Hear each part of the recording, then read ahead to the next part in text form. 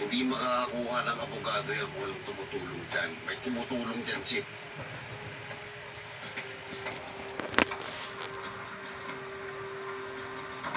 Sino ang nagbigay sa inyo ng abogado? Para magkaroon kayo ng hearing ngayong araw na ito. Sagot!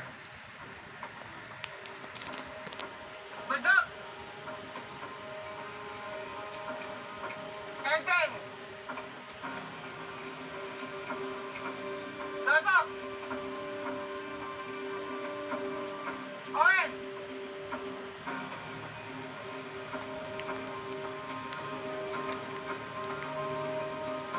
Sino?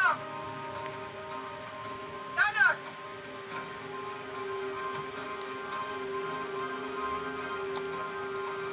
Si Marcelo po.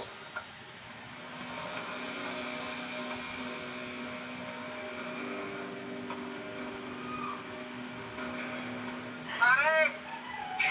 Chief. Relax ka lang eh. Alam ko namang galing ka lang sa ospital eh. Huwag mo akong pinagbobobola. Hindi naman po ako lang bumola sa inyo, Chief. Sa akin lang, concerned lang ako sa health mo. Ang tinatanong ko sa'yo, bakit mo kinuhanan ng abogado? Itanggol ang mga bata niya. Chief, simple lang naman eh. Naawa lang ako sa kanila.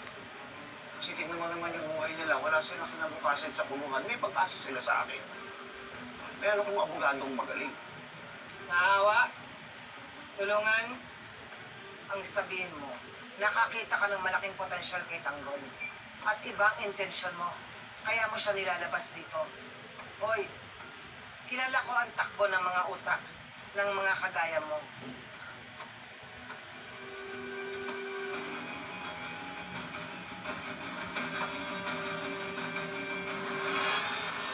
Don Ismael, nagpunta ako dito para paalam sa lahat na hindi ko kinawala ako. Pwede niyo nang kunin ang teritoryo.